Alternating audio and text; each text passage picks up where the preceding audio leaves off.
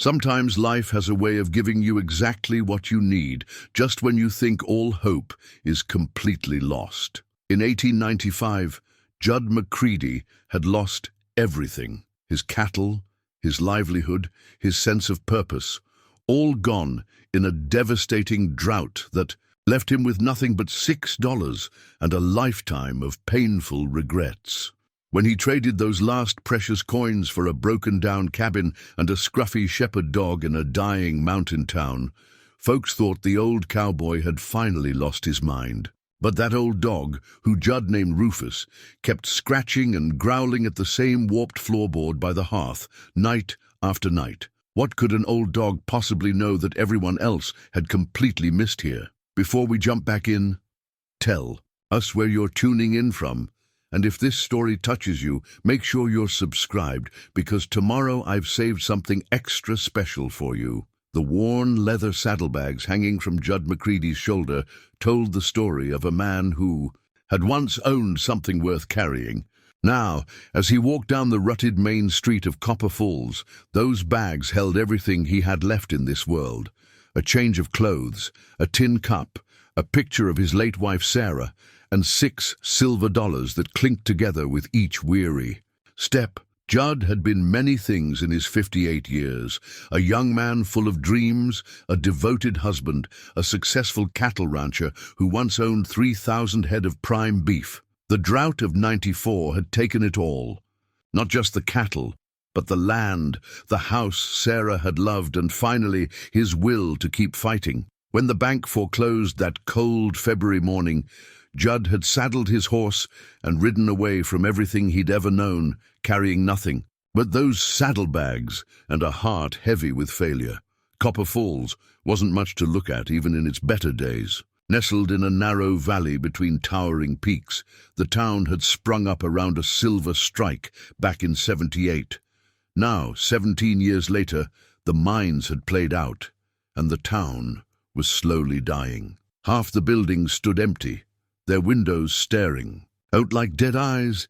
The other half housed folks too stubborn, too poor, or too old to leave. Judd figured he qualified on all three counts. The general store squatted at the end of Main Street like a tired old hound. Its weathered sign read Hartwell's in faded letters, and Judd pushed through the door with the resignation of a man who had nowhere else to go.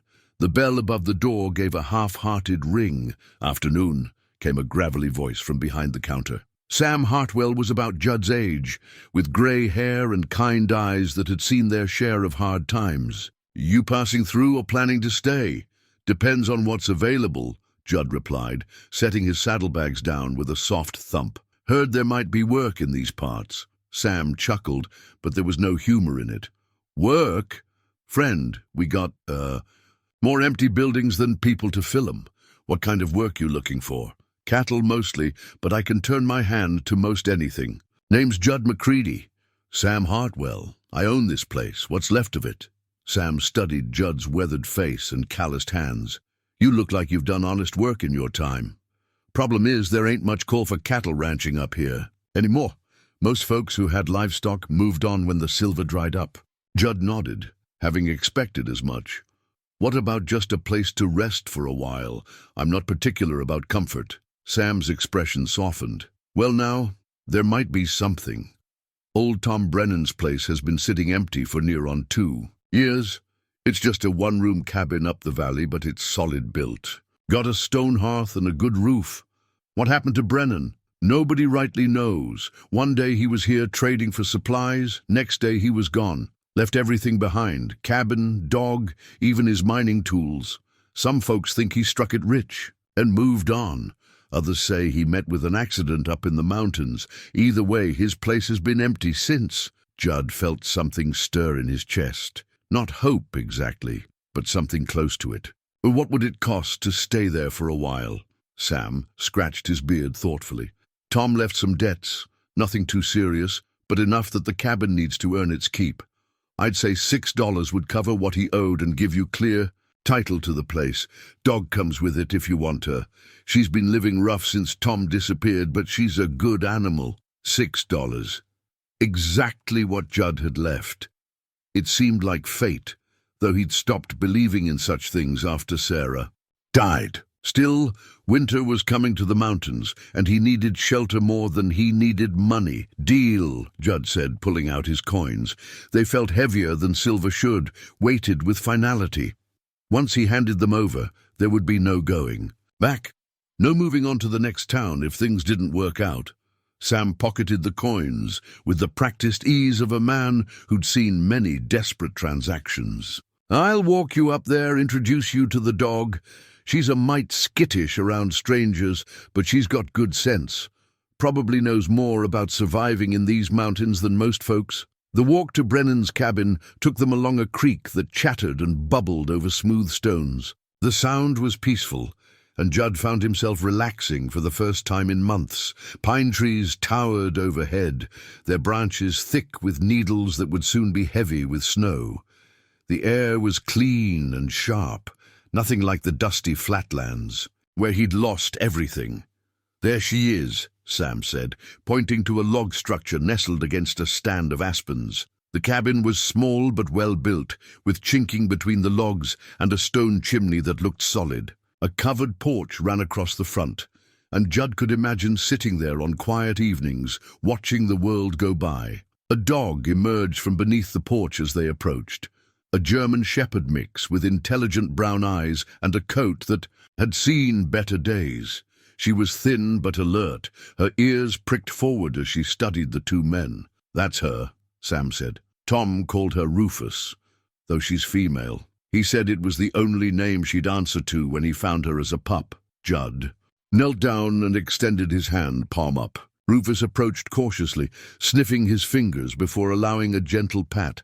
Her tail gave a tentative wag. "She likes you," Sam observed. "That's a good sign.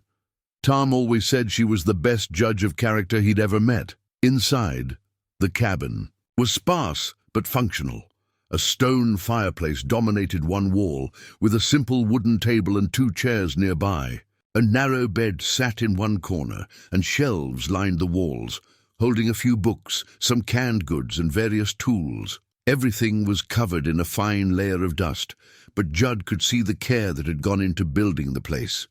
Every joint was tight, every board properly fitted. "Tom was a good carpenter," Sam said, running his hand along the smooth tabletop. "Spent most of his time up here reading and prospecting. Kept to himself mostly, but he was a decent man. Helped folks when they needed it, never caused trouble." Judd set his saddlebags on the table, their leather straps creaking with age. Inside were the remnants of his old life, work clothes that smelled of cattle and hay, the photograph of Sarah taken on their wedding day, a few letters she'd written during their courtship. Simple things, but they were all he had left of the man he used to be. "I'll leave you to settle in," Sam said, heading for the door. "If you need anything, just holler. Town's not that far, and folks are friendly enough. Might want to stock up on supplies before the first snow hits. These mountains can be unforgiving come winter." As Sam's footsteps faded down the trail, Judd found himself alone with Rufus for the first time. The dog had claimed a spot near the fireplace, watching him with those intelligent eyes. There was something almost human in her gaze, as if she understood that they were both starting over, both trying to make sense of a world that had changed around them. Judd built a fire as the sun set behind the peaks, and the cabin filled with warm, dancing light. He opened a can of beans from Brennan's supplies and shared them with Rufus, who ate gratefully, but never took her eyes off him for long. It was the first peaceful meal he'd had in months. As darkness settled over the valley, Judd sat in one of the wooden chairs and pulled out Sarah's photograph. In the firelight, her smile seemed as real as the day he'd married her 23 years ago. She'd been the steady hand that guided him through the good times and bad, the voice of reason when his temper got the better of him, the soft place to land when the world proved too hard. "Well, Sarah," he whispered to the photograph, "I've traded our last $6 for a mountain cabin and a dog. I reckon you'd say it was the smartest thing I've done in a while." Rufus raised her head at the sound of his voice, her ears alert. Then she stood, walked over to where Judd sat, and laid her head on his knee. It was a simple gesture, but it carried the weight of acceptance, of companionship offered freely. For the first time since the drought had taken everything, Judd McCready felt like he might have found something worth keeping. The saddlebags that had carried the remnants of his old life now sat empty on the table, waiting to be filled with whatever came next. And as the fire crackled and Rufus settled at his feet, Judd began to think that maybe, just maybe, starting over at 58 wasn't the end of his story after all. The first week at the cabin passed quietly, with Judd falling into a rhythm that felt both foreign and familiar. Each morning he'd wake to Rufus scratching at the door, eager for their walk down to the creek. The routine reminded him of his ranching days. Early rising, simple tasks, the companionship of animals who didn't judge a man's failures. He'd found Brennan's axe in a small shed behind the cabin, its blade sharp and well-maintained. Chopping wood became his daily meditation, the steady rhythm of steel biting into pine, helping to quiet the voices in his head that whispered of failure and regret. Rufus would lie nearby, watching for any sign of danger, her ears constantly moving as she monitored the sounds of the forest. It was during his second night that Judd first noticed something odd about the floorboard near the hearth. Rufus had been restless all evening, pacing between the fireplace and the door, whining softly. When Judd finally settled into bed, the dog positioned herself directly in front of the stone hearth, her nose pointing toward a particular section of the wooden floor. "What's got you so worked up, girl?" Judd asked, but Rufus just continued her vigil, occasionally scratching at the floor with her front paws. Around midnight, strange sounds began filtering through the cabin walls. Scratching, like claws on wood, but different from the normal settling. Noises an old building makes. Judd lay still, listening, trying to place the source. It seemed to come from beneath the floor, directly under where Rufus was stationed. Probably just mice, he told himself. But even as he said it, he knew the sounds were too deliberate, too rhythmic for rodents. Rufus heard it too. Her ears pricked forward, a low growl rumbling in her throat. The scratching continued for nearly an hour before finally fading away. Rufus remained on guard until dawn, never fully relaxing, never taking her attention away from that section of floor. The next morning, Judd examined the area more closely. The floorboard Rufus had been guarding was indeed different from the others, slightly warped, with gaps along its edges that suggested it had been removed and replaced at some point. When he pressed down on it, the board gave slightly, as if it wasn't properly secured to the joists beneath. "You're imagining things, old man," he muttered, but the doubt lingered. Over the following days, Rufus's behavior became more pronounced. She would spend hours lying next to the warped board, occasionally pawing at its edges or pressing her nose to the gaps. When Judd tried to call her away for meals or walks, she would reluctantly comply, but always returned to her post as soon as possible. The scratching sounds returned the fourth night, louder this time and more insistent. Judd lit a lamp and knelt beside Rufus, pressing his ear to the floor. The sounds were definitely coming from below, but they didn't sound like any animal he'd ever heard. They were too regular, too purposeful, almost like someone or something was trying to communicate. "What do you know, girl?" he asked Rufus, who responded by scratching more vigorously at the board's edges. "Tom Brennan leave something down there?" The mention of the previous owner's name seemed to agitate Rufus further. She began digging at the floor with both front paws, her claws leaving scratch marks in the old wood. During his next trip to town for supplies, Judd casually mentioned Rufus's behavior to Sam Hartwell. "She's been acting like there's something under the cabin," Judd said, loading canned goods into his pack. "Keeps scratching at the same spot on the floor." Sam's expression grew thoughtful. Tom did mention once that Rufus had helped him with his prospecting. Said she had a nose for finding things that were worth finding. Dogs can smell things we can't, you know. Maybe she's picking up the scent of whatever Tom had stored down there. You think he buried something under the cabin? Wouldn't surprise me. Miners are a suspicious lot, especially when they're working alone. Tom was always worried about claim jumpers and thieves. If he found something valuable, he might have hidden it where he thought it would be safe. That evening, Judd found himself studying the warped floorboard with new interest. If Brennan had hidden something valuable beneath the cabin, it would explain Rufus's persistent behavior, but disturbing a man's hiding place, even a dead man's, felt wrong somehow. The decision was taken out of his hands on the seventh night. A fierce autumn storm had blown in from the north, bringing with it the first taste of winter. Rain lashed against the cabin windows, and wind howled through the pine trees like a living thing. Inside, the fire crackled cheerfully, but even its warmth couldn't drive away the chill that seemed to seep through the walls. Rufus was more agitated than ever, pacing back and forth in front of the hearth, whining and scratching at the floor. The storm seemed to have awakened whatever was beneath the boards, and the scratching sounds returned with a vengeance. They were so loud now that Judd could hear them clearly over the wind and rain. "Enough of this," he said finally, rising from his chair. "If something's down there, we're going to find out what it is."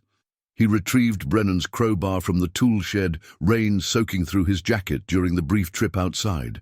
Rufus watched intently as he positioned the tool at the edge of the warped board, her tail wagging for the first time since he'd arrived at the cabin. The board came up easier than expected, as if it had been designed to be removed. Beneath it, Judd could see only darkness and the musty smell of earth and old wood. He held his lamp closer to the opening, and Rufus immediately thrust her head into the gap, her tail wagging furiously. "Easy, girl," Judd said, gently pulling her back. "Let me see what we're dealing with here." The lamplight revealed a small cavity that had been carved out of the earth beneath the cabin's foundation. It was roughly 3 feet square and about 2 feet deep, lined with wooden planks to prevent cave-ins. And there, sitting in the center of the space like a dark secret finally brought to light, was an iron strongbox. Judd stared at the box for a long moment, his heart pounding with a mixture of excitement and apprehension. Whatever Brennan had hidden down there, he'd gone to considerable trouble to keep it safe. The question was whether Judd had any right to disturb it. Rufus had no such moral qualms. She stuck her head back into the opening and began pawing at the strongbox, whining with excitement. It was clear she'd been trying to reach this exact spot for weeks, driven by instincts Judd was only beginning to understand. "All right," he said finally. "Let's see what Tom Brennan thought was worth hiding." The strongbox was heavier than it looked, and Judd had to brace himself carefully to lift it out of the cavity without falling through the opening. As soon as it was free, Rufus began sniffing it thoroughly, her tail wagging so hard her entire body shook with excitement. Judd set the box on the table and studied it in the lamplight. It was old but well-maintained, with a simple lock that looked like it might open with the right key. He searched through Brennan's belongings and found a small iron key hanging from a nail near the door. It fit the lock perfectly. As the lid opened with a soft creak, Judd felt his world shift on its axis. Inside the strongbox, wrapped in oiled cloth, were things that changed everything. Hand-drawn maps, leather-bound ledgers filled with careful notations, and scattered throughout it all, chunks of raw gold that caught the lamplight and threw it back in brilliant flashes. Rufus pushed her nose against his arm, seeking attention and praise for a job well done. Judd absently scratched her ears, his mind reeling with the implications of what he'd found. Thomas Brennan hadn't disappeared. He'd left behind a treasure that could change everything. The question was what a tired old cowboy was supposed to do with a discovery that could either save him or destroy him. Outside, the storm continued to rage, but inside the cabin, everything had changed. The warped floorboard that had seemed like such a minor imperfection now lay beside them like an open door to possibilities Judd had never imagined. And Rufus, satisfied at last, curled up next to the fire and fell into the first peaceful sleep she'd had since he'd arrived. The iron strongbox sat on Brennan's table like an accusation, its contents spread before Judd in the flickering lamplight. He'd been staring at the treasure for over an hour, afraid to touch it, afraid to believe it was real. The gold nuggets, 7 of them, ranging from the size of a pea to one as large as a hen's egg, caught the light and threw it back in warm, buttery reflections that danced across the cabin walls. Judd picked up the largest nugget with trembling fingers. It was heavier than he'd expected, dense and solid, in a way that spoke of genuine wealth. He'd seen gold before, of course. Most men who'd lived through the Western expansion had encountered it in one form or another, but he'd never held this much at one time. Just this one piece was probably worth more than he'd seen in the last 5 years. Lord have mercy, he whispered, setting the nugget down carefully. Rufus lifted her head from her spot by the fire, sensing his agitation. The maps were almost as fascinating as the gold itself. Drawn in careful pencil on heavy paper, they showed the local mountain terrain in remarkable detail. Landmarks Judd was beginning to recognize: the creek that ran past the cabin, the distinctive rock formation to the north, the old logging road that wound up into the high country, were all marked with precise annotations. But it was the X marked in red ink, accompanied by the words "Widow's Vein," that made his breath catch. The Widow's Vein. Judd's grandfather had told him stories about that legendary silver mine when he was just a boy. According to the old tales, a prospector's widow had discovered the richest silver vein in the territory back in the 1860s, but she'd died before she could properly stake her claim. The mine's location had died with her, and it had become the stuff of local legend, the lost fortune that every prospector dreamed of finding. Brennan's ledgers told a different story. Written in neat, careful handwriting, they documented months of careful prospecting, geological surveys, and mineral assays. The man had been systematic in his approach, scientific even. Entry after entry detailed his search for the fabled vein, complete with sketches of rock formations and detailed notes about ore samples. The final entries, dated just over 2 years ago, told of success. "Found it," read one simple line. "The Widow's Vein is real. Assay confirms silver content at 400 ounces per ton. Enough to make 10 men rich for life." Judd felt a chill that had nothing to do with the mountain air. He looked up from the ledger to find Rufus watching him intently, as if she understood the magnitude of what they'd discovered. "Your Tom was a careful man," he said to the dog. "Question is, what happened to him after he made this discovery? The answer might lie in the final pages of the ledger, but those had been torn out. Whoever had removed them hadn't wanted that information to survive." The implication was troubling. If Brennan had discovered one of the richest silver mines in the territory, why wasn't he still alive to enjoy it? Judd's hands shook as he closed the ledger. The moral weight of his discovery was settling on him. Like a lead blanket, this treasure didn't belong to him. It belonged to Thomas Brennan, or to his family if he had any. But Brennan was gone, and Judd was here, and winter was coming to the mountains, with nothing between him and starvation except what he could make of this opportunity. He thought of his grandfather, who'd spent 40 years chasing rumors of silver and gold through half the territories west of the Mississippi. The old man had died poor but happy, convinced that the next strike was always just around the corner. "The mountains keep their secrets," he used to say, "but sometimes they'll share them with a man who's earned the right to know." Had Judd earned this right? He'd lost everything to circumstances beyond his control, had been reduced to trading his last $6 for shelter and companionship. If that wasn't earning the right to a second chance, what was? But the nagging voice of conscience wouldn't be silenced so easily. Somewhere, Brennan might have family who deserved to know what had happened to him, deserved to benefit from his discovery. Using the maps and gold for his own survival might make him no better than a grave robber. Rufus stood and padded over to him, sensing his distress. She placed her head on his knee and looked up at him with those intelligent brown eyes, as if offering comfort for a decision she couldn't understand, but somehow supported. "What would you do, girl?" he asked, scratching behind her ears. "Your Tom trusted you enough to let you guard his secret. Do you think he'd want me to have it? A sound outside made them both freeze. Footsteps on the porch, deliberate and heavy. Judd's heart hammered as he quickly gathered the maps and ledgers, shoving them back into the strongbox. The gold nuggets blinked together as he swept them off the table, and he winced at the noise.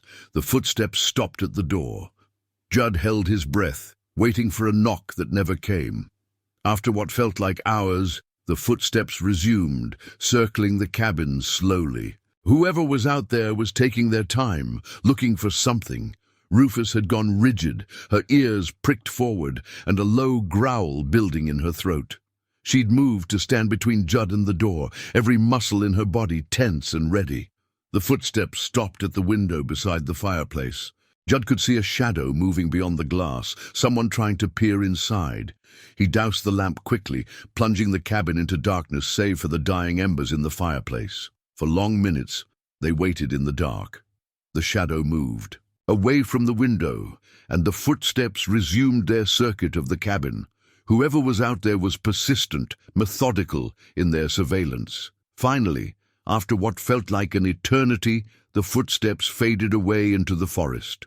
Judd remained motionless for another 10 minutes before relighting the lamp. His hands were shaking so badly he nearly dropped the match. "Somebody knows," he whispered to Rufus. "Somebody knows about the strongbox, or at least suspects." The dog whined softly, pressing against his legs for reassurance. They were both shaken by the incident, and Judd realized with crystal clarity that his problems had just multiplied exponentially. He looked down at the strongbox, its innocent appearance, now seeming almost sinister in the lamplight. Inside was enough wealth to change his life forever, but it had already attracted dangerous attention. The question was no longer whether he had the right to Brennan's treasure. It was whether he could survive long enough to decide what to do with it. Outside, the storm was finally beginning to break. But inside the cabin, Judd felt like he was standing at the center of a much larger tempest. The iron strongbox that Rufus had helped him discover was both a blessing and a curse. A second chance wrapped in deadly complications. For the first time since finding the treasure, Judd began to understand why Thomas Brennan might have disappeared so suddenly. Some secrets were too dangerous to keep, too valuable to trust to anyone else. And now, whether he wanted it or not, that burden had passed to him. The hand-drawn mining maps spread across Brennan's table revealed a level of detail that spoke of years of careful exploration. Each contour line had been painstakingly recorded, every stream and ridge marked with the precision of a man whose life depended on accurate navigation. But it was the series of red X marks that captured Judd's attention, leading like breadcrumbs through the wilderness to the ultimate prize marked simply as Widow's Vein Confirmed. Judd studied the route with the eye of a man who'd spent decades reading the land. The trail began at a distinctive rock formation he could see from the cabin's front porch, followed the ridgeline north for about 3 miles, then dropped into a narrow canyon marked with warnings about unstable ground and flash flood danger. It wasn't an easy journey, especially for a man traveling alone, but it was manageable for someone with backcountry experience. What troubled him more than the terrain were the additional notations scattered throughout the margins. "Watched. Stay careful," read one. "Morrison asking questions again," read another. The final note, written in what looked like a different, more hurried hand, simply said, "They know." The name Morrison had come up before in Brennan's ledgers, always in a context that suggested trouble. Judd made a mental note to ask Sam Hartwell about the man when he next went to town. That opportunity came sooner than expected. By the 3rd day, after discovering the strongbox, Judd's food supplies were running dangerously low. The mysterious nighttime visitor hadn't returned, but Rufus remained on edge, spending long hours by the windows and occasionally growling at sounds only she could hear. The trip to Copper Falls felt different this time. Where before Judd had been just another down on his luck drifter, now he felt like he was carrying a secret that branded him as surely as if it were tattooed on his forehead. Every person he passed seemed to study him a moment too long. Every conversation felt like it might contain hidden meanings. Sam Hartwell greeted him with his usual friendliness, but Judd detected a new curiosity in the man's eyes. "How you settling in up there?" Sam asked as Judd gathered supplies. "Finding everything you need?" "Getting by," Judd replied carefully. "Rufus has been good company. She's got some interesting habits, though." "Oh? Like what?" "Keeps scratching at the floor near the fireplace, almost like she's trying to dig something up." Sam's expression grew thoughtful. "Dogs got good noses for finding things. Tom used to say Rufus could smell silver ore from a mile away. Course, Tom also claimed he could talk to mountain spirits, so you had to take what he said with a grain of salt." Judd forced a chuckle while his mind raced.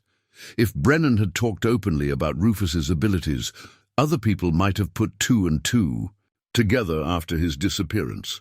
"Speaking of Tom," Judd said as casually as he could manage, "what kind of man was he? I mean, did he have family? People who might come looking for his things?" "Not that I know of. He was a loner. Came here from back east somewhere. Said he'd been a geology professor before he caught silver fever." Sam paused in his inventory, studying Judd carefully. "Why? You find something up there that's got you curious?" Before Judd could answer, the store's bell jangled and a new customer entered.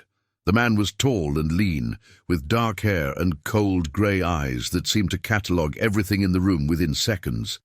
He wore a long coat that had seen hard use, and Judd noticed the way his right hand naturally hung near the gun at his hip. "Morrison," Sam said, his voice carefully neutral. "What can I do for you?" "Heard you got a new resident up at Brennan's place," Morrison said, his gaze settling on Judd. "Thought I'd introduce myself. Clay Morrison." Judd felt ice form in his stomach. This was the man Brennan had been worried about, the one whose questions had made the missing miner nervous enough to document his concerns. "Judd McCready," he replied, extending his hand. Morrison's grip was firm but brief, and Judd noticed how the man's eyes never left his face, as if searching for signs of deception. "You settle in all right up there?" Morrison asked. "That cabin's been empty for a while. Might have collected some interesting things during that time." "Just dust and mice," Judd said. "Nothing too interesting." Morrison smiled, but it didn't reach his eyes. "That's good to hear. Tom Brennan was always worried about people poking around his place after he was gone. Paranoid type, you know. Always thought someone was after his claims." "Did he have any valuable claims?" Judd asked, trying to keep his voice level. "That's the million-dollar question, isn't it?" Morrison's smile widened. "Tom always talked big about striking it rich, but he never showed much gold to back up his stories. Course, that doesn't mean he didn't find something worth hiding. The threat, in Morrison's words, was subtle, but unmistakable." Judd finished gathering his supplies quickly, eager to get away from the man's penetrating stare. "Well, I should be getting back," Judd said. "Good to meet you, Morrison." "I'm sure we'll be seeing each other again soon," Morrison replied. "I make it my business to keep track of what goes on in these mountains. For everyone's safety, you understand." The walk back to the cabin felt longer than usual, and Judd found himself constantly checking over his shoulder. Morrison's words echoed in his mind, and he began to understand why Brennan had been so careful about documenting his concerns. The man was clearly more than just a casual observer of local mining activities. Back at the cabin, Judd spread the maps out again and studied them with new urgency. If Morrison suspected that Brennan had found something valuable, it was only a matter of time before he came looking. The question was whether Judd should try to reach the mine first, or simply pack up and leave while he still could. The practical part of his mind said to run. He had enough gold from the strongbox to start over somewhere else, maybe buy a small ranch in a territory where no one knew his history. It was the safe choice, the sensible choice. But another part of him, the part that had spent 30 years building something from nothing, only to watch it disappear, rebelled against the idea of running again. He'd found something here, not just treasure, but purpose. Rufus had led him to Brennan's secret for a reason, and maybe that reason wasn't just survival. As if sensing his thoughts, Rufus padded over to where he sat and placed her head on his knee. Her brown eyes held a depth of understanding that seemed almost human, and Judd found himself wondering what she'd witnessed during Brennan's final days. "What do you think, girl?" he asked quietly. "Do we stay and fight, or do we run and hide?" Rufus's tail gave a single decisive wag. Outside, snow had begun to fall, the first real snow of the season. Within days, the mountain passes would be treacherous, and by next week they might be completely impassable. If Morrison was planning to make a move, he'd have to do it soon, and if Judd was going to investigate the mine site, he was running. Out of time, the hand-drawn map seemed to pulse with possibility in the lamplight, each carefully marked trail, a path toward either fortune or disaster. Somewhere up in those mountains, the widow's vein waited with its promise of riches beyond imagination. The question was whether Judd McCready had the courage to claim what might be his by right, or the wisdom to know when a secret was too dangerous to pursue. It was Rufus who led Judd to discover the journal hidden in the strongbox's false bottom. While examining the maps for the dozenth time, he noticed the dog pawing persistently at the metal container, whining softly as if there was something he'd missed. When he lifted out the remaining contents, his fingers found a small lever concealed beneath the felt lining. The false bottom lifted to reveal Thomas Brennan's personal journal, bound in worn leather and filled with entries that painted a picture of growing desperation and fear. Unlike the clinical precision of his mining ledgers, these pages revealed the man's inner turmoil as his great discovery slowly became his greatest curse. September 15th, 1893, read the first entry. Found signs of the widow's vein today. If the old stories are true, this could be the richest silver strike in the territory. Must be careful who I tell. Morrison's been asking too many questions about my activities. Judd flipped through the pages, watching Brennan's handwriting grow more erratic as the entries progressed. The early excitement gave way to caution, then to outright paranoia. October 3rd, 1893, confirmed it. The widow's vein is real, and it's everything the legends claimed. Assayed a sample at 400 ounces of silver per ton. At current prices, this could be worth millions. But Morrison's getting suspicious. Saw him watching my cabin yesterday with field glasses. The journal went on to detail Brennan's increasingly elaborate efforts to conceal his discovery. He'd made false maps showing worthless claims, spread rumors about played-out veins, and even pretended to be disappointed with his prospects when talking to other miners. November 20th, 1893. The widow's vein legend goes back 50 years, and according to old Charlie Redstone, at least 6 men have died trying to find it. The original discoverer, a woman named Martha Thornley, died of fever before she could file her claim. Her husband tried to continue her work, but he disappeared in a blizzard. 3 other prospectors who claimed to know the location were found, shot dead in 1875. Charlie thinks there's a curse on the place. I'm starting to think the curse is human greed. Judd felt a chill as he read about the deaths associated with the mine. It seemed that everyone who'd come close to finding the widow's vein had met with mysterious and violent ends. Brennan had been acutely aware of this history, and it had shaped his decision to hide rather than exploit his discovery. December 1st, 1893.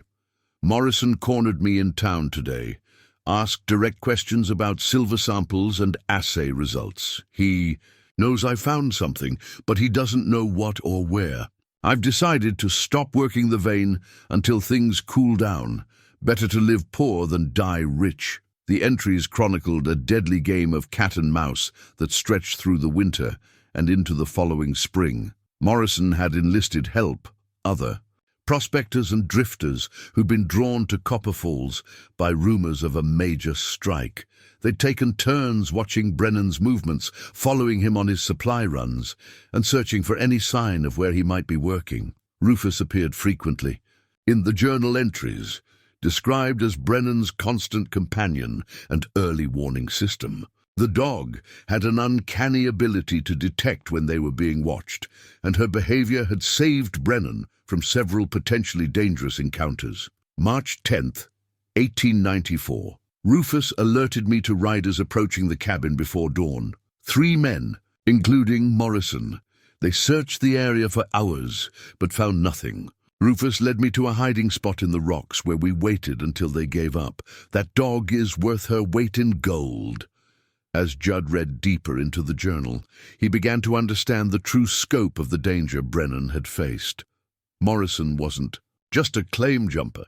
He was the leader of an organized group that systematically targeted successful prospectors. They'd killed for far less than the widow's vein, and Brennan had known his life was forfeit the moment they learned the truth.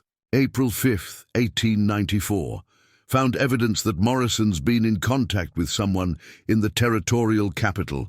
Official letters, government seals.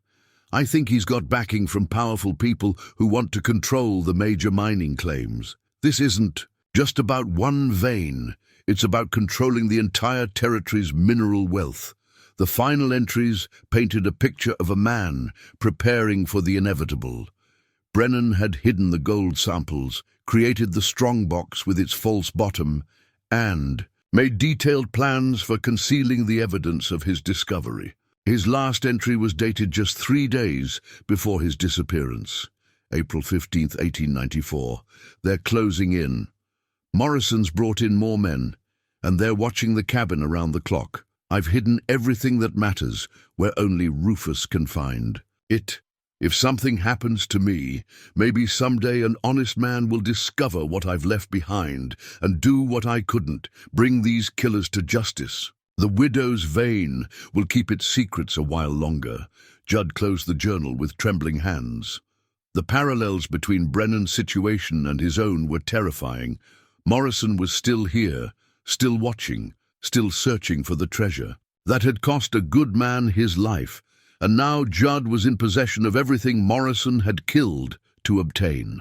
A soft growl from Rufus brought him back to the present. The dog was standing at the window, her hackles raised and her attention focused on something outside. Judd doused the lamp and joined her, peering carefully through the glass. In the moonlight, he could see a figure moving among the trees about 50 yards from the cabin. The person was trying to stay hidden, but occasional movements gave away their position. As Judd watched, the figure circled toward the back of the cabin, clearly conducting surveillance. Morrison. It had to be. The man was checking to see if Judd had made any discoveries, looking for signs that the cabin's new occupant had found what its previous owner had died to protect. Judd waited until the watcher disappeared into the forest before lighting a single candle. He needed to make plans, and he needed to make them quickly. Brennan's journal had revealed the full scope of the danger, but it had also provided valuable intelligence about Morrison's methods and motivations. More importantly, it had shown him that he wasn't the first man to face this choice. Brennan had tried to hide from the truth, had tried to keep the treasure secret, and it had cost him his life anyway. Maybe the time for hiding was over. Rufus padded over to where he sat, pressing against his legs in a gesture of solidarity. In her intelligent brown eyes, Judd saw something he hadn't noticed before, a burning desire for justice. This dog had watched her master be hunted and killed, had spent 2 years guarding his secrets, waiting for someone who could finish what Brennan had started. "You want me to fight, don't you, girl?" he whispered. "You want Morrison to pay for what he did to Tom?" Rufus's tail wagged once, a simple affirmation that carried the weight of a sacred promise. Judd looked down at Brennan's journal, its pages filled with the hopes and fears of a man who'd tried to do the right thing in impossible circumstances. Maybe it was time for someone to honor that man's memory by seeing that justice was finally served. The widow's vein had claimed enough victims. Perhaps it was time for the hunters to become the hunted, hidden between the final pages of Brennan's journal, folded so carefully it was almost invisible. Judd discovered a document that changed everything. The paper was yellowed with age and bore the official seal of the territorial government. But what made Judd's hand shake was the simple, handwritten will it contained. I, Thomas James Brennan, being of sound mind and body, do hereby bequeath all my worldly possessions, including my cabin, lands, mining claims, and any discoveries thereon, to whoever shows the wisdom and courage to care for this land as it deserves to be cared for. May they succeed where I have failed, and may justice finally be served. The will was properly witnessed and notarized, dated just 1 week before Brennan's disappearance. It wasn't just a legal document, it was a challenge, a call to action directed at whoever would eventually uncover his secrets. Brennan had known he was going to die, and he'd tried to ensure that his legacy would fall into the right hands. Judd read the will 3 times before its full implications sank in. By law, he was now the rightful owner of everything Brennan had. Discovered, the widow's vein wasn't just a secret he'd stumbled upon, it was his inheritance, entrusted to him by a man who'd judged him worthy without ever meeting him. The weight of that responsibility settled on his shoulders like a lead cloak. Brennan hadn't just left him a fortune, he'd left him a mission. The next morning brought the first real test of Judd's resolve. Morrison appeared at the cabin just after sunrise, accompanied by 2 rough-looking men Judd didn't recognize. All 3 were armed, and their intentions were clearly not social. "McCready," Morrison called from the edge of the tree line, making no move to come closer. "We need to talk." Judd stepped onto the porch with his rifle cradled casually in his arms. Rufus positioned herself beside him, a low growl rumbling in her throat. "Talk away," Judd replied. "But I should mention that my dog doesn't much like strangers, especially ones who come calling with guns drawn." Morrison's companions shifted nervously, clearly uncomfortable with the situation. They were hired muscle, not professional gunfighters, and Rufus's predatory focus was making them jumpy. "There's been talk in town," Morrison said, his voice carrying a note of forced reasonableness. "Folks saying you've been asking questions about Tom Brennan, about his mining activities. That's got me curious about what you might have found up there." "Nothing but an old cabin and a lonely dog," Judd said. "Why? You think Tom left something valuable behind?" "I think Tom Brennan found something that got him killed," Morrison replied, his mask of civility slipping. "And I think whoever has what he found is going to meet the same fate unless they're smart enough to share." The threat was explicit now, hanging in the cold mountain air like smoke from a gun barrel. Judd felt his pulse quicken, but his voice remained steady. "Seems to me that if Tom found something valuable, he'd have filed the proper claims with the territorial office. You checked those records recently?" Morrison's expression darkened. "Don't play games with me, old man. I know Brennan found the widow's vein, and I know he hid the evidence before we could get to him. The question is whether you're smart enough to make a deal or foolish enough to end up like your predecessor." "We?" Judd asked, noting the slip. "You admitting to something there, Morrison?" The 2 hired guns took a step forward, but Morrison raised a hand to stop them. He'd said more than he'd intended, and they all knew it. "Just friendly advice," Morrison said, backing toward the tree line. "Mountains can be dangerous places, especially for men living alone. Accidents happen." After they left, Judd sat on his porch for a long time, absently scratching Rufus's ears while he thought. Morrison's visit had confirmed everything Brennan's journal had suggested. The man was not only a claim jumper but a murderer who felt comfortable making threats in broad daylight. The fact that he'd brought backup suggested he was planning something more direct than surveillance. That afternoon, Judd made his first trip to the actual mine site, following Brennan's carefully drawn maps through terrain that grew increasingly treacherous. The path wound along ridgelines and through narrow canyons where a single misstep could mean a fatal fall. Rufus proved invaluable as a guide, seeming to remember the route despite the time that had passed since her last visit. The widow's vein itself was hidden in a narrow gulch so well concealed that Judd almost walked past it. Only Rufus's insistent whining drew his attention to a gap in the rock face that looked like nothing more than a shadow. But when he squeezed through the opening, he found himself in a natural cavern that stretched back into the mountain's heart. The silver vein ran along the cavern's eastern wall like a metallic river frozen in stone. Even in the dim light from his lantern, the ore gleamed with a richness that took his breath away. Brennan's assay notes had been conservative. This wasn't just valuable, it was one of the richest silver deposits Judd had ever seen. But it was what he found near the cavern's entrance that made his blood run cold. Scattered bones, bleached white by 2 years of mountain weather, a skull with a bullet hole through the back, fragments of clothing that matched the description of what Brennan had been wearing when he disappeared.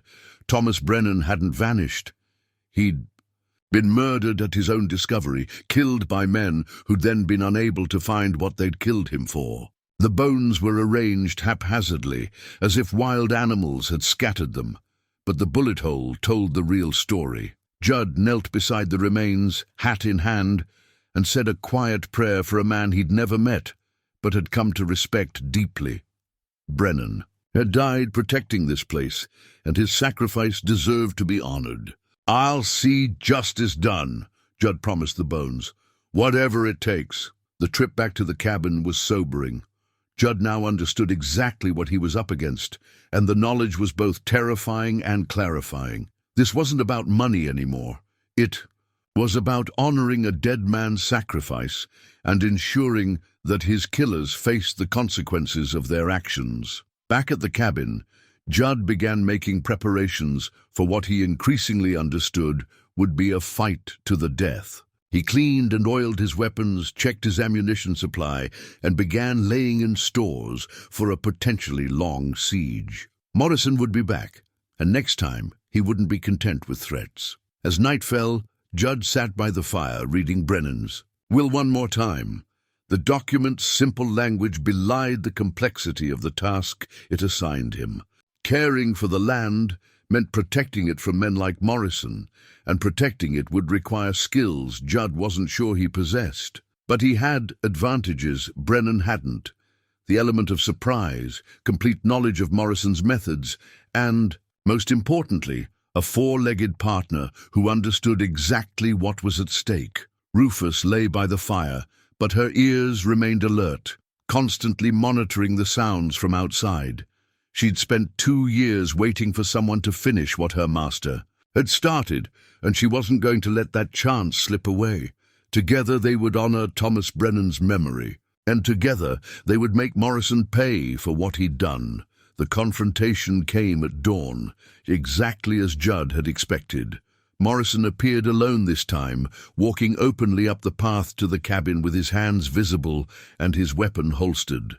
But there was something different about his bearing, less predatory, more purposeful, as if he were a man finally ready to reveal his true intentions. Rufus growled softly but didn't assume her usual defensive posture.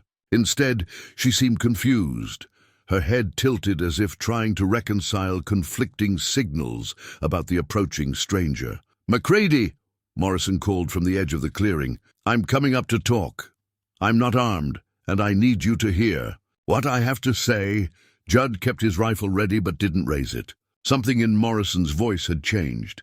The predatory edge was gone, replaced by something that sounded almost like relief. "Come ahead," Judd replied, "but move slow and keep your hands where I can see them." Morrison approached the porch with deliberate steps, his eyes never leaving Judd's face. When he reached the bottom of the steps, he stopped and slowly reached inside his coat. Judd tensed, finger moving to his trigger, but instead of a weapon, Morrison withdrew a worn leather wallet. "My name is Clay Morrison," he said, opening the wallet to reveal a silver badge. "I'm a United States Marshal, and I've been hunting Thomas Brennan's killers for the past 2 years." The words hit Judd like a physical blow. He stared at the badge, his mind struggling to process this complete reversal of everything he'd believed about the man standing before him. "You're a marshal?" Judd said slowly. "Then why all the threats? Why the intimidation?" Morrison's expression was grim. "Because I needed to know if you were one of them. The men who killed Brennan have been watching his cabin, waiting for someone to find what he hid. When you showed up and started asking questions about his mining activities, I had to determine which side you were on, and those men with you. Yesterday, my deputies, though they don't look like much. We've been working undercover for so long, we've started to blend in with the locals. Morrison gestured toward the cabin. Mind if I come up? What I have to tell you is complicated. And we might not have much time. Judd lowered his rifle and nodded. As Morrison climbed the steps, Rufus moved to sniff his hand. To Judd's amazement, the dog's tail gave a tentative wag, the first sign of friendliness she'd shown toward any stranger since his arrival. She remembers you, Morrison said, scratching behind Rufus's ears. I helped Tom rescue her as a pup, back when I first came to investigate reports of missing prospectors. Tom and I were friends, though he never knew my real identity. They settled into chairs on the porch, with Rufus positioning herself between them, not as a guard this time, but as if she were bringing together two men she trusted. Start from the beginning, Judd said. What really happened to Tom Brennan? Morrison's jaw tightened. Tom was murdered by a group of claim jumpers led by Edmund Castellane, the banker who owns half of Copper Falls. They've been systematically eliminating successful prospectors for years, stealing their claims and covering up the murders. Tom got too close to exposing them. The revelation sent shockwaves through Judd's understanding of the situation. The banker, but he seemed respectable. That's his greatest asset. Castellane presents himself as a pillar of the community while running the most sophisticated claim-jumping operation in the territory. He's got connections in the territorial capital, judges on his payroll, and enough muscle to make problems disappear permanently. Morrison stood and walked to the porch railing, staring out at the mountains. I was sent here to investigate reports of missing prospectors. What I found was a conspiracy that reaches from the local mines all the way to Washington.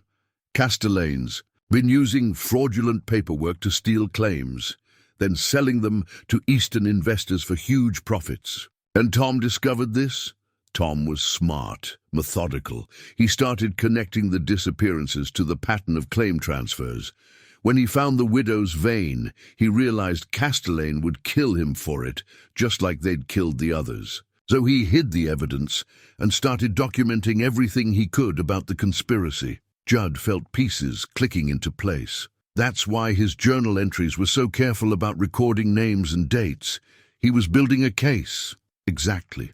But Castellane's men got to him before he could get the evidence to the territorial authorities. They tortured him for the location of the mine, and when he wouldn't talk, they killed him.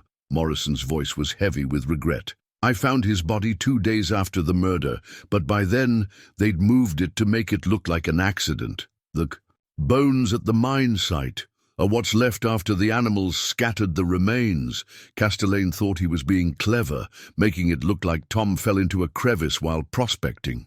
But there's still a bullet in that skull, and bullets tell stories that are hard to fake. Judd absorbed this information, his mind racing through the implications. So when I started asking questions about Tom, you thought I might be working for Castellane? It was a possibility I had to investigate. Castellane's been recruiting drifters and hiring guns to help with his operation.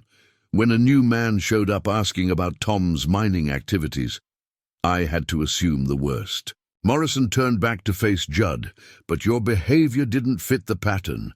You were too careful, too protective of the cabin. Someone working for Castellane would have searched the place immediately. How do you know I haven't found what Tom hid? Morrison smiled for the first time since Judd had met him. Because Rufus wouldn't be this calm if you'd discovered the evidence and done nothing with it. That dog's been waiting 2 years for someone to finish what Tom started. She knows you're the right man for the job. The implication hung in the air between them. Morrison suspected that Judd had found Brennan's evidence, but he was giving him the chance to reveal it voluntarily. What would happen if someone did find Tom's evidence? Judd asked carefully. Depends on what they found. Tom told me he'd hidden maps and documentation that could expose the entire conspiracy. With that evidence, I could arrest Castellane and his men, shut down the claim-jumping operation, and see that justice is finally served. Judd studied Morrison's face, looking for any sign of deception. The man's story explained so many things. Why he'd seemed to know more about Brennan than he'd let on, why he'd been so persistent in his questioning, why he'd brought armed backup when making threats.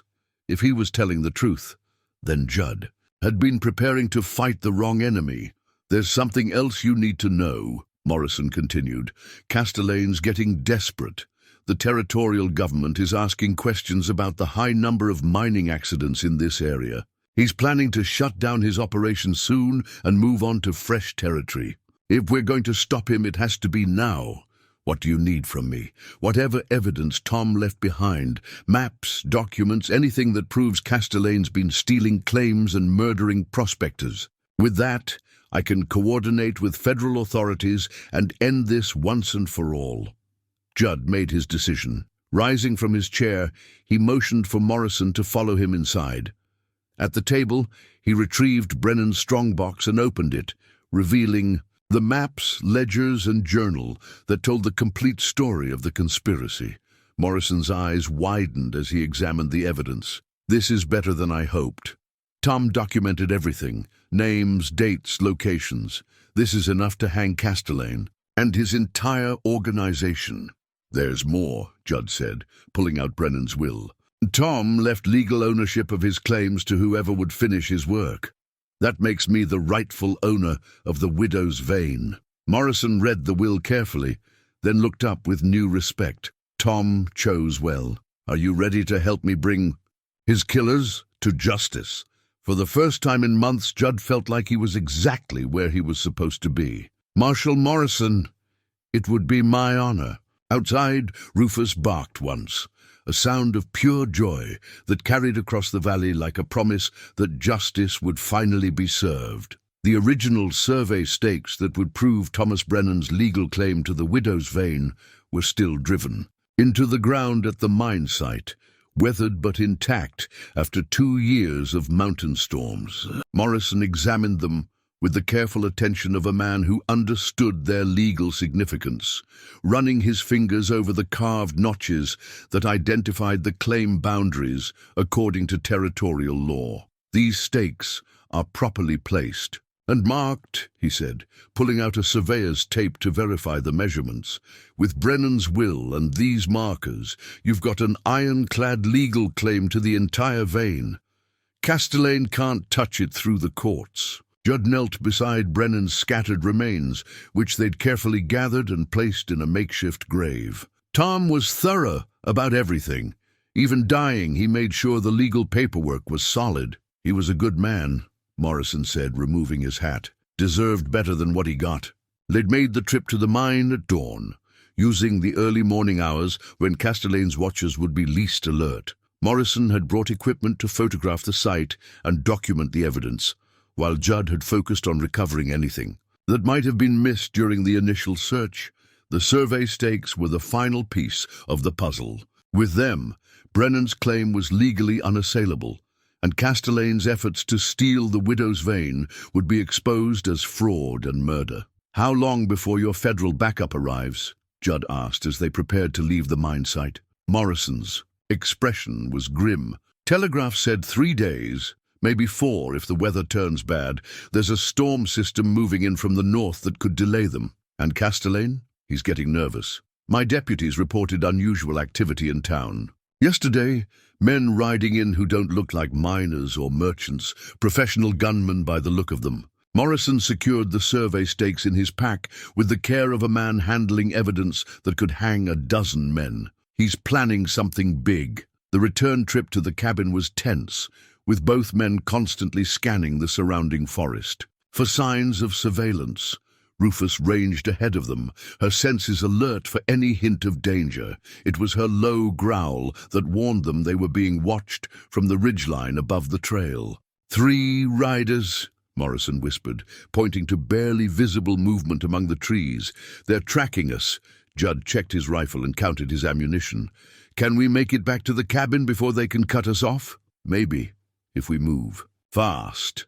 But they know where we're going, and they'll have time to set up an ambush." They moved quickly down the trail, using the cover of trees and rocks to mask their progress. Behind them, the watchers paralleled their movement, staying just out of rifle range, but making no effort to conceal their presence. It was psychological warfare. Castellane's men wanted them to know they were being hunted. The cabin came into view just as the first snowflakes began falling from the grey mountain sky. The approaching storm would provide cover, but it would also isolate them from any hope of reinforcement. "We need to prepare for a siege," Morrison said as they reached the porch. "Castellane's not going to wait for the federal authorities to arrive. He'll move tonight, while the storm gives him cover." Inside the cabin, they began transforming Brennan's peaceful home into a fortress. Morrison had brought additional ammunition and 2 shotguns from his equipment cache, while Judd gathered all the food and water they could spare. The windows were barricaded with furniture, leaving only narrow firing ports to defend against attack. "You don't have to stay," Judd told Morrison as they worked. "This is my fight now. You've got the evidence you need to bring Castellane to justice." Morrison paused in his loading of shotgun shells. "Tom Brennan was my friend, even if he didn't know it. Those men out there killed him in cold blood, and they're planning to do the same to us. I'm not leaving until every one of them answers for what they've done." As evening approached, the snow began falling harder, driven by winds that howled through the mountain passes like banshees. The storm would make movement difficult, but it would also muffle sounds and limit visibility. Perfect conditions for an attack. Rufus had been growing increasingly agitated as the day progressed. She paced between the windows, whining softly, and occasionally growling at sounds only she could hear. Around sunset, she began scratching at the door, desperate to get outside. "She knows something's wrong," Judd said, watching the dog's distressed behavior. "Maybe I should let her scout the perimeter." Morrison shook his head. "Too dangerous. If Castellane's men are positioning themselves for an attack, they'll shoot anything that moves." But Rufus's agitation became impossible to ignore. She was practically clawing through the door, her whines growing more urgent by the minute. Finally, against Morrison's protests, Judd cracked the door open just enough for the dog to slip through. "She'll be back," he said, watching Rufus disappear into the swirling snow. "She knows these mountains better than any of us." 20 minutes. Later, they heard a sharp yelp from somewhere in the forest, followed by the distant sound of gunfire. Judd was moving toward the door before the echo faded, but Morrison caught his arm. "It's a trap," the marshal said. "They're using her to draw." "You out!" "I'm not leaving her out there to die. If you go out there now, you'll join her. We wait for her to come back on her own, or we avenge her when this is over." The next hour was the longest of Judd's life. Every sound from the forest could be Rufus making her way home, or it could be Castellane's men moving into position. The snow continued to fall, creating a white curtain that limited visibility to mere yards. Just as Judd was about to ignore Morrison's advice and venture outside, they heard scratching at the door. Rufus limped inside, her left front leg bloodied from a bullet graze, but her tail wagging with excitement. In her mouth, she carried a piece of torn fabric that smelled of gunpowder and tobacco. "Good girl," Judd said, examining her wound. The bullet had barely broken the skin, but it had been close enough to serve as a warning. "What did you find?" "Out there?" Morrison examined the fabric carefully. "This is from a cavalry uniform. Castellane's hired military deserters to bulk up his force." He looked up with new concern. "We're not just dealing with claim jumpers anymore. These are professional soldiers." As if to emphasize his point, a rifle shot cracked through the night air and a bullet shattered the window glass they'd left. Exposed. It was followed by another shot, then another as muzzle flashes lit up the forest around the cabin. "They're testing our defenses," Morrison said, crawling to a firing port and returning fire. "Trying to see how many guns we have and where we've positioned ourselves."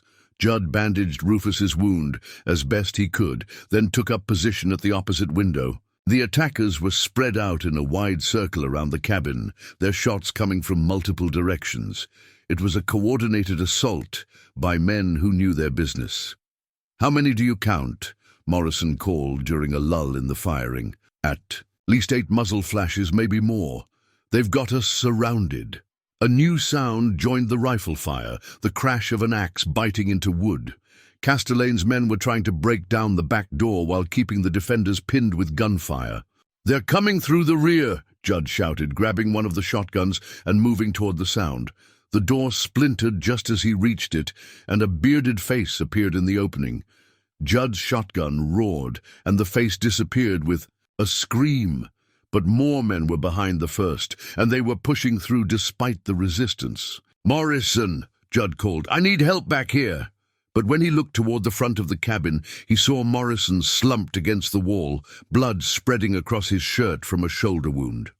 The marshal was still conscious, but he'd dropped his rifle and was struggling to reach his sidearm. "Can you shoot?" Judd asked, tossing Morrison his pistol. "Do what I can," Morrison gasped, "but you're on your own for the heavy lifting." More axes were biting into the wooden walls now, and rifle fire was coming through every window. Castelaine had brought enough men to overwhelm any normal defense, and he was using them with military precision. Rufus, despite her injury, positioned herself near the front door, growling and ready to attack anyone who tried to enter. Her loyalty was absolute, even in the face of overwhelming odds.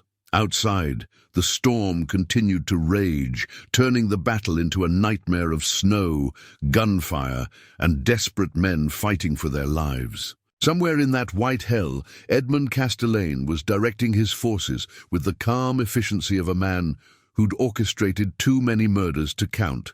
But Thomas Brennan's legacy, his maps, his evidence, his legal claim to the widow's vein, was still intact. And as long as Judd McCready drew breath, Castelaine would not add another name to his list of victims.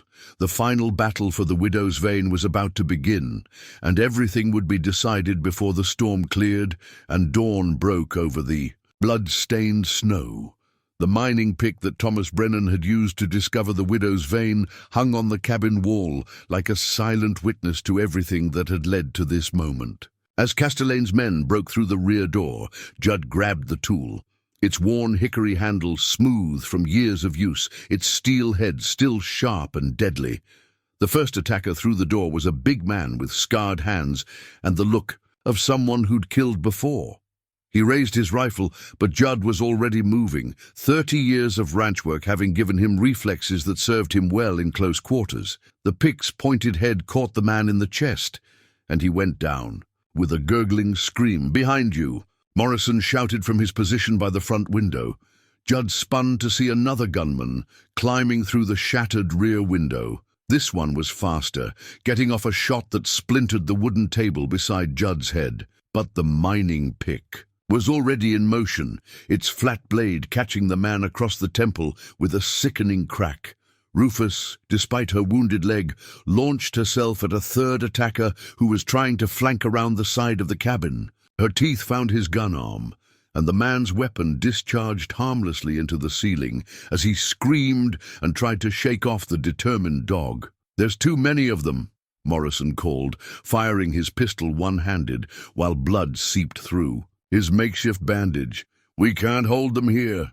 Judd looked around the cabin that had become a tomb for too many good men. Brennan's belongings were scattered and broken, bullet holes stitched across the walls like deadly embroidery. This place had been meant as a sanctuary, but Castelaine had turned it into a battlefield. "The mine," Judd said suddenly. "If we can reach the mine site, we can make them come at us through the narrow canyon, limit their numbers." Morrison nodded, understanding immediately. "Can you make it in this storm?" Outside, the blizzard was raging with a fury that turned the world into a white void. Visibility was down to mere feet, and the wind was strong enough to knock a man off his feet, but it would also blind their attackers and muffle the sounds of movement. "Rufus knows the way," Judd said, looking down at the loyal dog. "Don't you, girl?" The dog's tail wagged once, and she limped toward the door with determination that belied her injury. Judd gathered what ammunition he could carry and slung the mining pick across his back. Morrison struggled to his feet, his face pale from blood loss but his jaw set with resolve. "Go," the marshal said. "I'll hold them here as long as I can, then follow. We go together or not at all." Judd replied, helping Morrison to the door. "Tom Brennan died alone. I'm not letting that happen to you." They burst through the front door into the screaming wind and driving snow. Immediately, muzzle flashes erupted from the tree line as Castellane's men opened fire. Bullets whined past them like angry hornets, but the storm made accurate shooting nearly impossible. Rufus led them into the forest, following paths invisible to human eyes but clear to her wounded yet determined senses. Behind them, shouts echoed. Through the storm, as their pursuers organized for the chase, the terrain worked in their favor initially.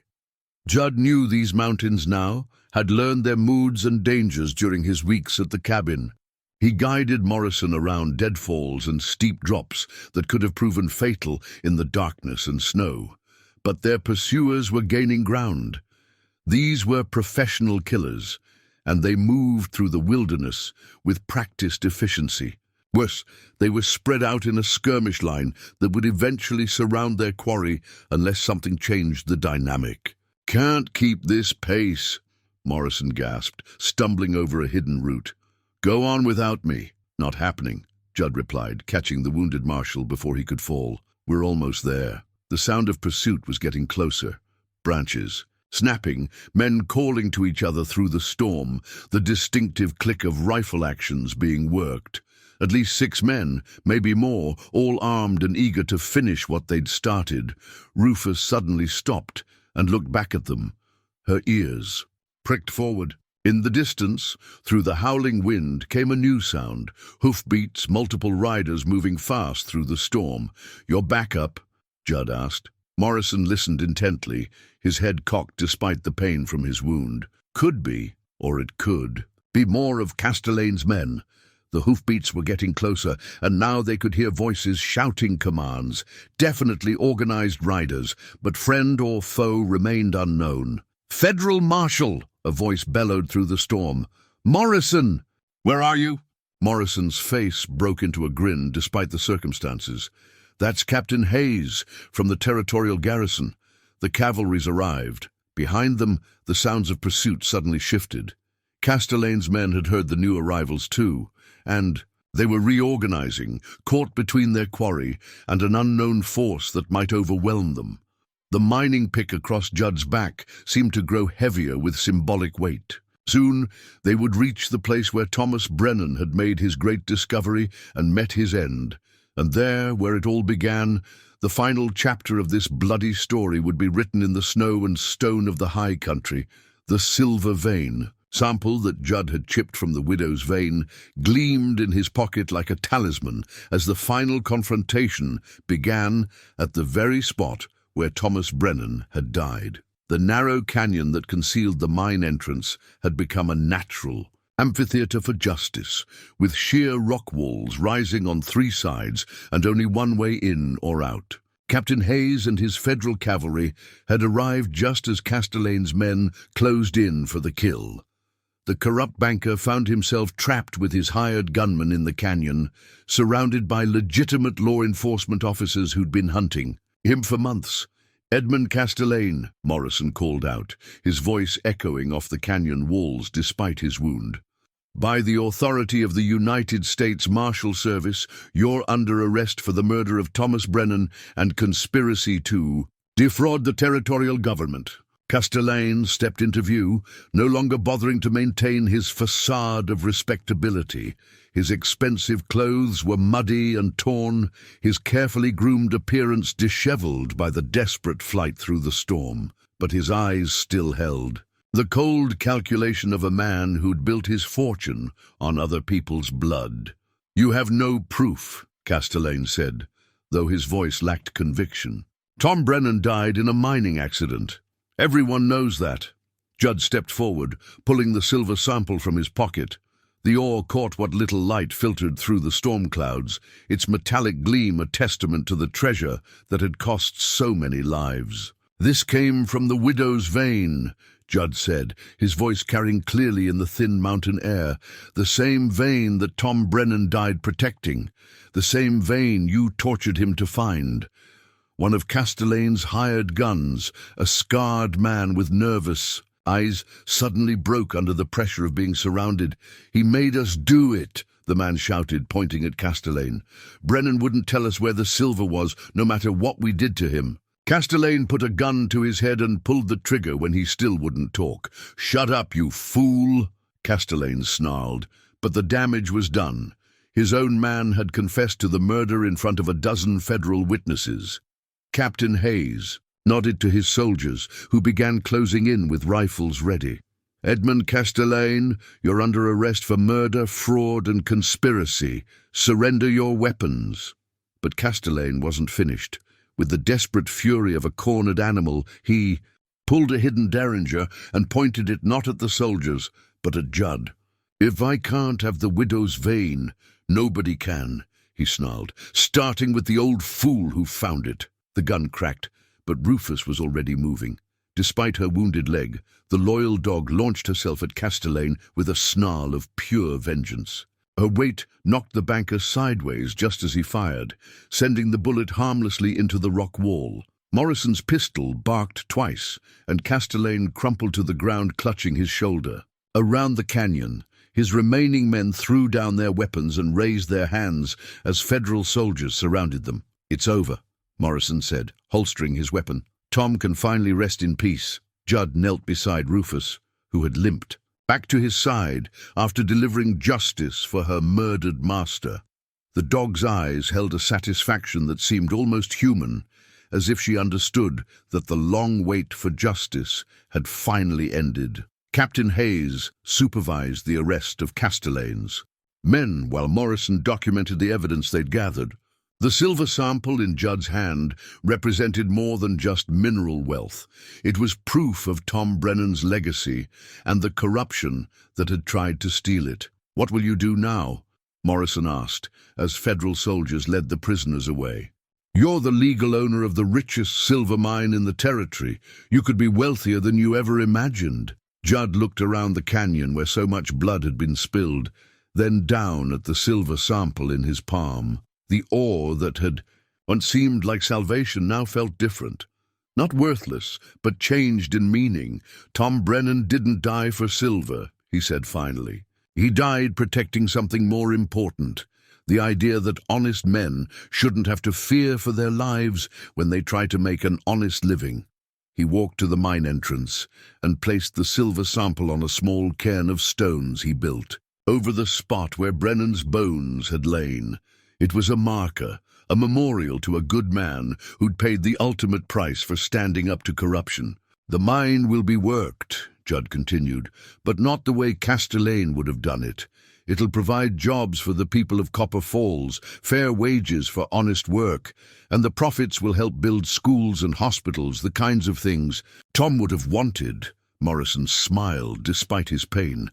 He chose the right man to inherit his legacy. As they prepared to leave the canyon, Judd took one last look at the widow's vein. The silver would always be there, waiting in the mountains. Heart. But the real treasure, the satisfaction of seeing justice served, was something that no amount of precious metal could match. Rufus limped beside him as they walked away from the mine, her tail wagging with contentment. She'd waited 2 years to see her master's killers brought to justice, and now she could finally rest easy.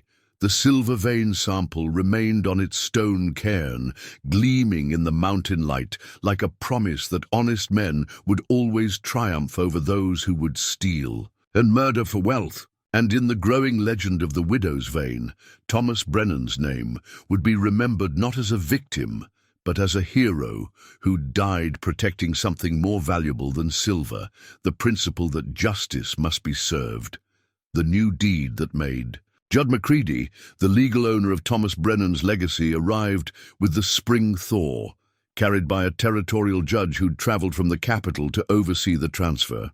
The document was crisp and official, bearing the seal of the territorial government and the signatures of men who understood the significance of what they were witnessing. 6 months had passed since the confrontation at the widow's vein, and Copper Falls had transformed from a dying mining town into a community with genuine hope for the future. The Brennan McCready Mining Company, named to honor both the discoverer and the man who'd brought his killers to justice, employed 43 men at fair wages, with another dozen working the support businesses that had sprung up around the operation. Judd sat on the porch of the cabin he now legally owned, watching Rufus chase a butterfly through the wildflowers that had replaced the barren ground around their home. The dog's leg had healed completely, leaving only a small scar as a reminder of the night they'd fought for their lives against Castellane's men. She was sleek and healthy now,